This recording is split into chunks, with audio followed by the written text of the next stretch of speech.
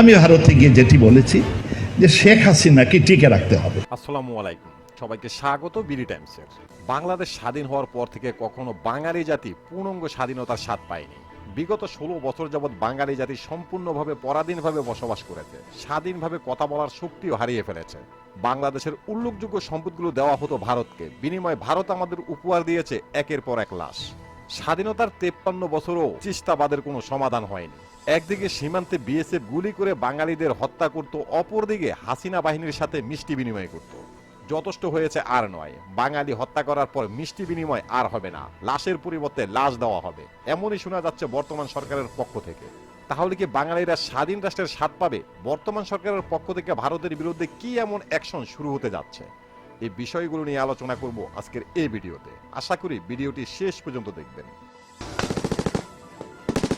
The insurgency, counter-terrorism operations, and on providing aid to civil.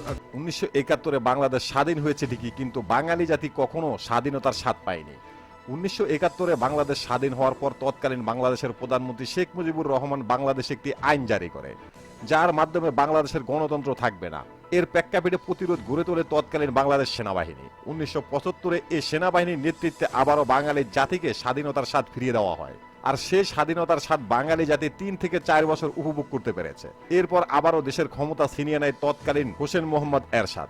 বাংলাদেশে তৈরি হয় স্বৈরশাসক, হারিয়ে যায় বাংলাদেশের স্বাধীনতা। এরপর বাঙালি জাতি স্বাধীনতার স্বাদ আর পায়নি, দেশের নিয়ন্ত্রণ চলে যায় ভারতের হাতে। 2009 সালে হাসিনা সরকার ক্ষমতায় আসার পর বাংলাদেশ সম্পূর্ণভাবে ইন্ডিয়ার অঙ্গরাজ্যতে পরিণত হয়। বাংলাদেশ সম্পূর্ণভাবে পরিচালনা করেছে ভারতের কেন্দ্রীয় সরকার হাসিনা সরকারের মাধ্যমে। আমি ভারতে গিয়ে যেটি বলেছি যে শেখ হাসিনাকে টিকে রাখতে হবে।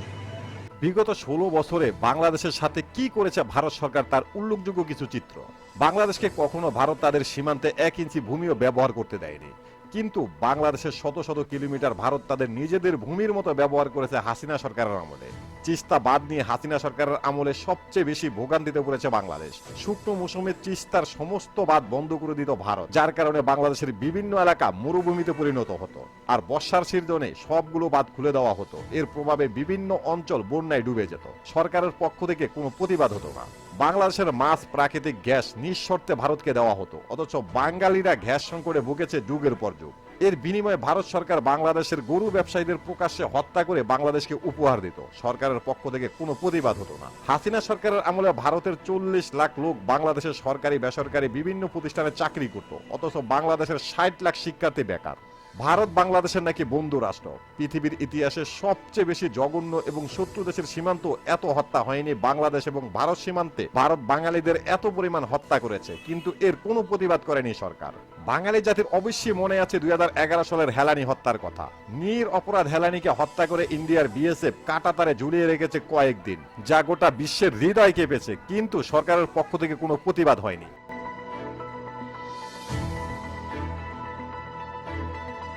কিভাবে বলা যায় যে আমরা পরাধীন ছিলাম?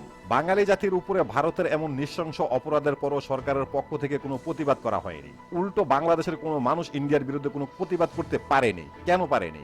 হাসিনা সরকারের উচ্চপদস্থ মন্ত্রীরা প্রকাশ্যে ঘোষণা দিয়েছে ভারতের উন্নত মানি হাসিনা সরকারের উন্নত।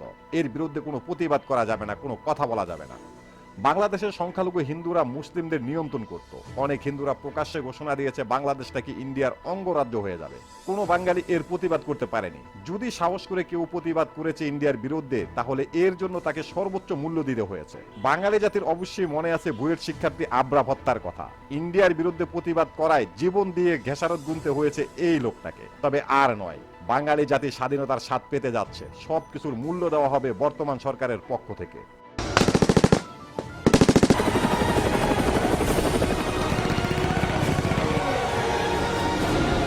দীর্ঘ 16 বছর পর বাংলাদেশের অন্তর্বর্তীকালীন সরকার গঠনের 3 দিনের মাথায় বাংলাদেশ সীমান্ত রক্ষী বাহিনী বাংলাদেশের শক্তি দেখাতে পেরেছে। ইন্ডিয়ার বিএসএফ এবং চোরাকারবারীদের বিরুদ্ধে বাঘের মতো লড়াই করে উচিত শিক্ষা দিয়েছে।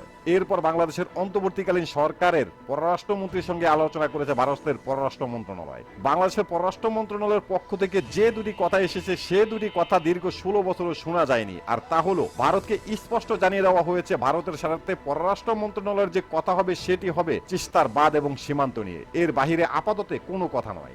বাংলাদেশের সীমান্তরক্ষী বাহিনীদের এমনও বলা হয়েছে অন্যায়ের বিরুদ্ধে যেন সীমান্ত রক্ষীরা 1 সেকেন্ড সময় নষ্ট না করে, যেন যত উচিত জবাব দেয়। এর মানে স্পষ্ট যে আর কোনো আপোষ নয়, আর কোনো মিষ্টি বিনিময় নয়, লাশের বদলে লাশ বিনিময়, যেটাকে বলে পূর্ণাঙ্গ স্বাধীনতার স্বাদ। তবে আমাদের এই স্বাধীনতার স্বাদ এবং স্বাধীনভাবে বেঁচে থাকা হাসিনা সরকার এবং ভারতের সহ্যের বাহিরে। তাই তারা বাংলাদেশে একটি সর্বাধিক অরাজকতা সৃষ্টি করার চেষ্টা করছে। এটা কিভাবে সম্ভব, এই সম্পর্কে জানতে দেখতে পারেন আমাদের এই ভিডিওটি। দর্শক, সতর্ক থাকেন, গর্ব করেন, আনন্দ করেন, দেশকে ভালোবাসেন, দেশের স্বার্থে কাজ করুন। আজকের মতো এখানেই শেষ করছি। আল্লাহ হাফেজ।